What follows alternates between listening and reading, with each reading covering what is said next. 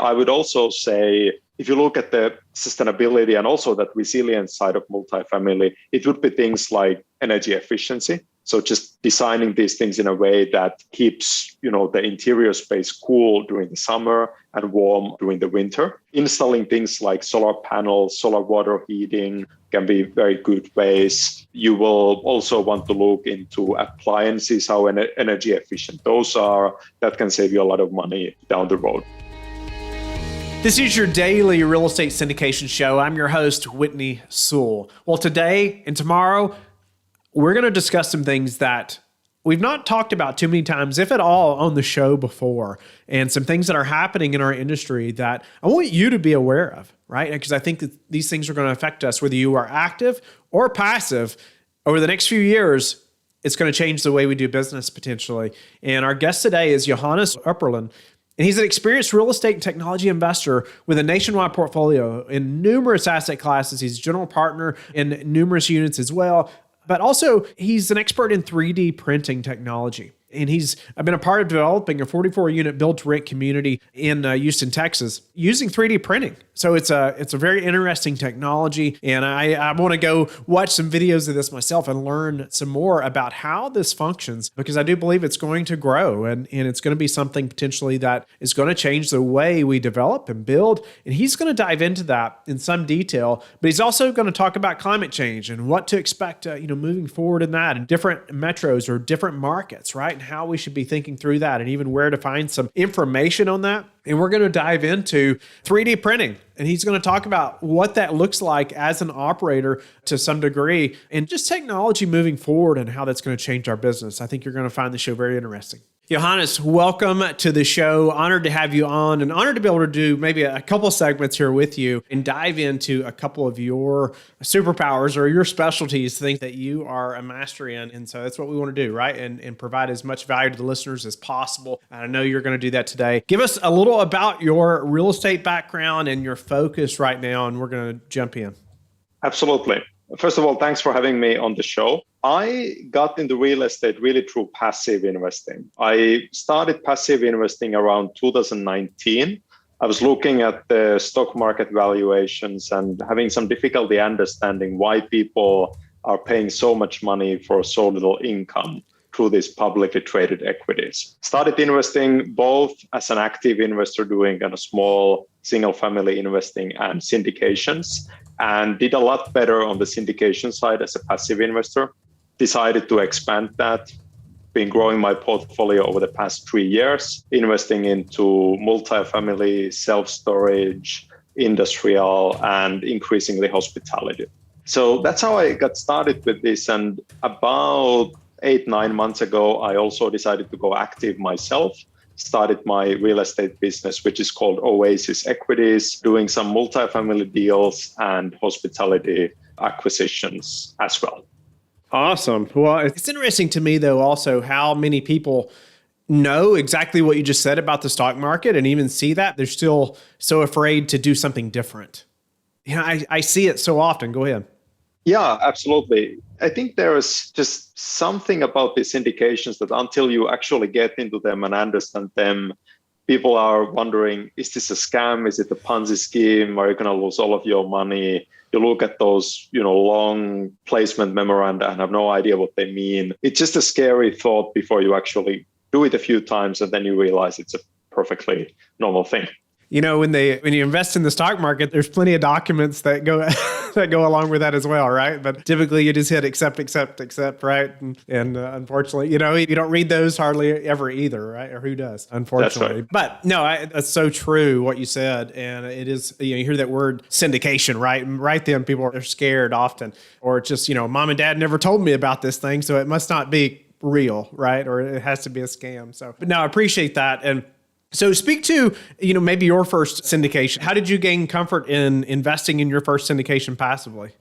Yeah, so when I made my first investment, I wasn't really not very educated about real estate back then. I stumbled on it online. I just found a syndication on Google and did a little bit of study. And what I found very attractive about it was that I was actually able to understand what I was investing in and how it worked. They had these rent projections, they had expenses, they discussed the financing. And that is very different from buying an index fund where you're buying everything, right? So I thought, okay, this makes a lot of sense. Did a little bit of research on the company behind the syndication. They seemed legit. So I decided I'll try it. I invested $50,000. That was a bit before the COVID-19 pandemic started. So initially it was scary. I thought, what have I done with my money? But then, as you know, things turned around pretty quickly. And I've actually done really well with that investment, even though it had office, hotels, and multifamily in it. Good for you. Good for you taking that scary leap, right? Exactly. But not so scary because you did some research and did some homework and learned to understand what you were investing in, right? So, all right. So tell us a little bit more now about the specific type of real estate now, or maybe some specific things that you're focused on, even in your own operations now, as you've now started to be, you've become an active operator yourself. Absolutely. So on the passive side, I'm very diversified. I've got multifamily, self-storage, industrial, hotels. But on the active side, I've recently focused mostly on hospitality. So I have a few short-term rentals that I've got running in West Virginia. And I have hotels under contract in West Virginia and Arkansas. And the reason why I got into this asset class on the active side was that when I made my investments on the multifamily side, cash flow was a challenge. It's hard to find cash flowing multifamily assets. Maybe it'll get a bit better now that the prices might be cooling off a little bit. But at least last year, I just couldn't find anything that was cash flowing very well. On the short-term rental side, the scale is the problem because you're still stuck in this single family home investing trap where each one of those assets is a real headache. So I was thinking maybe hotels would kind of solve those two problems at the same time. So that's how I got into hospitality. Interesting. Okay. So tell me about the markets you selected as well. West Virginia, Arkansas. How did you pick those? Yeah, so I did not have an initial idea that, okay, I'm definitely going to do West Virginia. In fact, that was probably quite far from my mind when I initially started. It's not a state that's known for, its real estate, booming real estate business. But I was talking to different brokers. I was just reviewing some listings on LoopNet and all that. And I found good assets. So what's great about both West Virginia and Arkansas is that real estate is still pretty cheap there, unlike some other states. And you still have some good markets for tourism, for vacations, kind of destination markets, national parks, and so on. So I went in, did some research, made offers, and was able to get a few of these things up and running. Wow. And speak to the type of asset class that you went into, like hotels, some hospitality, I guess why focus on that? Why not just wait on a multifamily deal? And maybe speak a little deeper into, that specific asset class and why you said, I'm going to move forward in that. Yeah. So I think the thing that I found attractive about hospitality is that unlike multifamily, hospitality has been a buyer's market now for a few years because people really got scared of what happened with some hotels in COVID-19. So multifamily, as you know, has been kind of red hot now for a few years. And so as a result, the prices have gone up a lot. The cap rates have compressed. That hasn't happened in hospitality. Quite the opposite in many ways. The cap rates have actually gone up and there's a lot of inventory available. So the way I think of it is that multifamily, you have to underwrite a lot of properties and to get one that makes sense. And when you do get it, then after that, it's fairly straightforward. You do renovations, you find a property manager and all that. With hotels, it's the opposite. It's fairly easy to find good things to buy, but then you have to work very hard after you actually buy the thing to get things going, find operators, do all the design, the branding, and all that. But for me, the cash flow of hotels is just very attractive. And that's why I'm really going to continue working with that asset class. Awesome. Okay, no, that's great. I just always wonder why some choose some asset classes over the others and how you move forward or how you think through that. I know some of the listeners are wondering that as well, even as some of them are contemplating different asset classes. Well, I know something that you think through and we briefly discussed like the sustainability piece of in multifamily and different asset classes. Speak to that a little bit. Like what is the importance of sustainability? What does that mean? Yeah, absolutely. And this is actually has played an important role in going active. So one thing I should mention, first of all, is that my very kind of initial active effort was an accident. So I had made an investment, a venture capital investment, in a company that 3D prints housing. So they use 3D printers to produce rental units, duplexes specifically. Made a small investment as a venture capitalist, a very early stage company, and went to Houston to meet the CEO. And the CEO asked me to consult for them, to help them with developing the business, because I had this sustainability background and it's a big part of their selling point. So what sustainability really means is this idea that we are facing all these environmental problems right now, most notably our changing climate.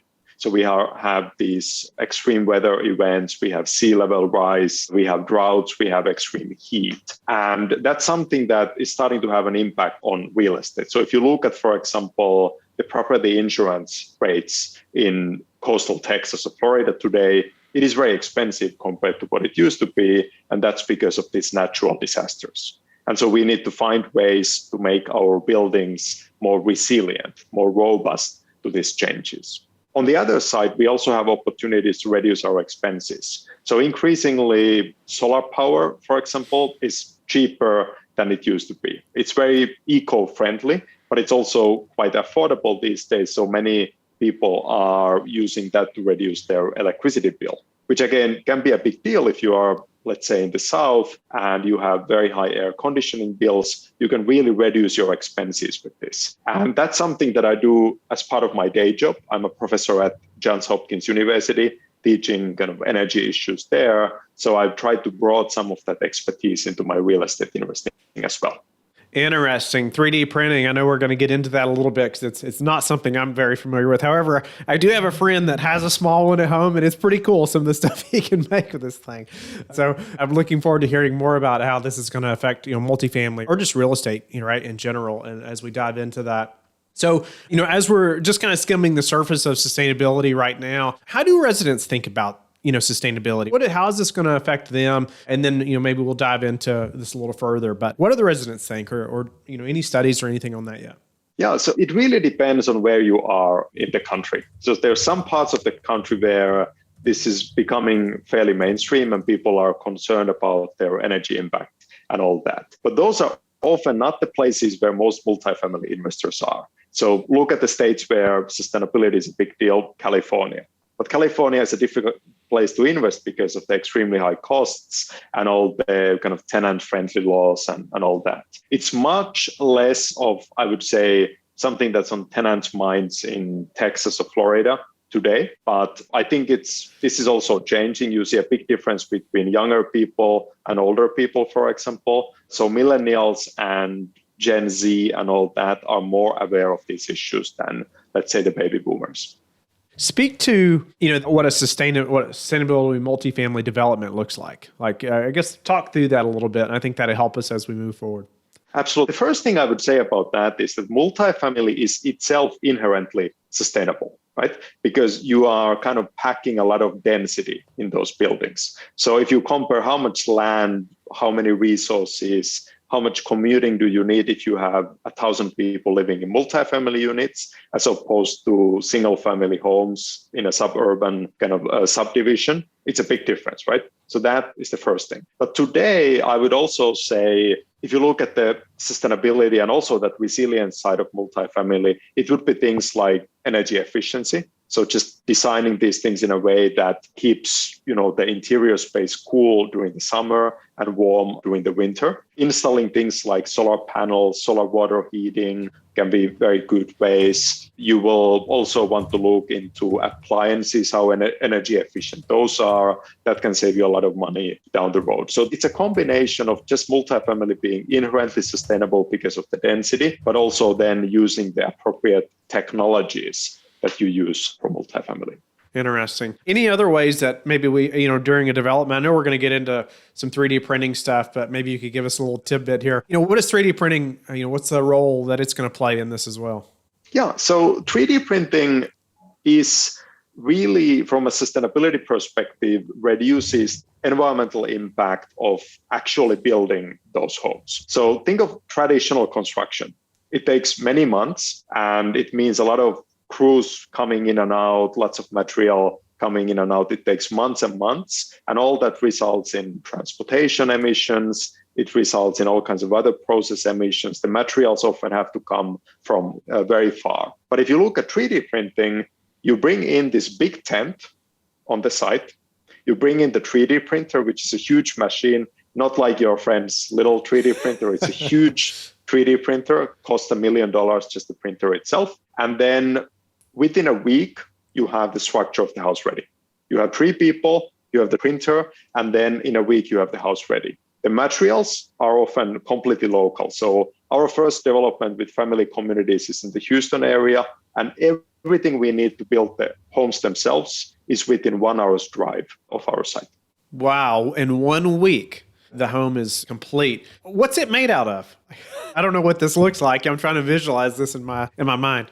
Absolutely. So let me walk you through the whole kind of sequence of events. So first, of course, you need to do site work. And 3D printing doesn't help with that, right?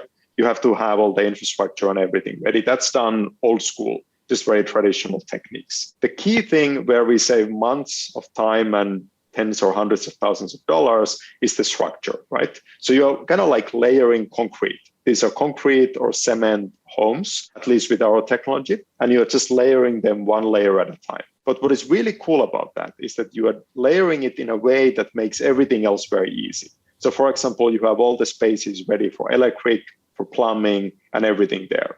So once you have the structure, all you need to do is go and add electricity, plumbing, all that, add the appliances, the finishes, and that's it. Today, I would say they still look a bit different from traditional construction, but not so much anymore. You have these homes actually, for example, in Austin, there is a 3D printed community that sold at market price, and people have been very happy with it.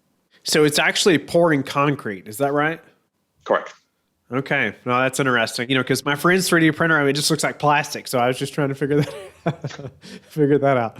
So, maybe why don't we jump into what is 3D printing, and let's talk about that a little bit, because we're talking about it. I know the listeners are thinking through this, and maybe they have a friend that, done the same thing, or, making things with it, and they're trying to figure this out. What is 3D printing? And let's dive in. Yeah, absolutely. So the way you can think of 3D printing is it's really just a technology that takes the basic idea of printing. You have this machine that spits out paper in kind of traditional, I wouldn't call it 2D printing, but just traditional printer. But then instead of just having that for paper or graphics or something like that, you can have that for almost anything. You can print things. If you design the printer the right way, you can print almost anything now. You can print different machines, you can print out different materials, you can print out homes now. And what it does is, because it kind of streamlines the process, you can do things a lot faster and a lot lower cost than with traditional construction. Traditional construction, as you know very well, as a multifamily entrepreneur, is a very complicated process. You get different people with different expertise. Everything needs to be coordinated. Everything is very expensive, lots of time and everything. With 3D printing, a big chunk of that is done with this one machine producing a certain design. It's, of course, not nearly as customizable as traditional stick built, where if you have a lot of money, you can do almost anything. But if you're looking for kind of high quality, durable housing for middle-class families, 3D printing is a very promising technology for that. Wow. So will the walls, the entire structure be concrete? Is that yes. What it will be? Okay. I mean, you can then, if you want, you can add a roof that's metal or shingles or whatever. You will add the flooring and all those finishes. But yes, the basic structure is concrete. Okay. Well, speak to, how 3D printing is going to change, the American housing market, or make it more profitable or less, or how do you see that working out? First of all, we need to remember that this country has a huge housing shortage, right? So the real reason why multifamily is such a great investment is not just because the interest rates were down for a little while, or because millennials like to rent or anything like that. The real reason is that we need something like 4 to 5 million new housing units. And those are not coming because of the cost. They are just so expensive to build today. And what 3D printing does is it allows us to build faster and at a lower cost. So the way 3D printing is going to change American real estate and housing is just going to make it a lot more affordable than it used to be. So if you think of building a house today in, let's say, Texas, where we work in Houston area, can cost $250,000, maybe even more. If you do that for $150,000, that would be a complete game changer for many families that are not making, $300,000 a year. Okay. Wow. Speak to who's going to own this 3D printer. I was thinking about the developer that's going to go in and make the houses more affordable and more profitable, maybe in multifamily, whatever that's going to look like. But who owns that machine? Is that the developer, or are they going to hire somebody to come in and do this? Or are they going to own it themselves? How does that look like, or as you see this, growing, over the next, many years, probably? There's a few different ways to do this. So the way we would do it at family communities is we would buy the printer, and then we would have a licensing agreement with the technology provider, with a company called Mudbots, that kind of allows us to use it in certain ways and all that. So it's a combination of ownership and licensing. The contractor or developer that works with us would then actually be an equity partner in our company. So they would be partly compensated with cash, like you typically do with a general contractor, but they would also be compensated with equity, which means that we need to raise less capital to get this going, but they get this long-term income stream from doing this. And this, by the way, is a very common trick in Silicon Valley, right? So if you are investing in a tech company, there's often no money moving except from the investor to the kind of operator, and then the operator gives you equity, and over time you start making money, instead of kind of real estate, where we typically make an equity investment and expect distributions in like 6 to 12 months. Wow. Okay. No, that's interesting. I just wondered what that's going to look like, as we're doing a few developments as well, potentially more in the future. I'm mostly partnering with a developer that's already established in a market, right? But this is interesting, as we think through, hey, potentially this could be this could be a game changer, right? If you can build units that much faster, and and I'm sure the 3D printing capabilities are only going to grow so quickly. And what do you see that looking like? I mean, the capabilities that you have now to do a 3D printing and building a house or an apartment building, a year from now or 5 years from now, how do you see that changing?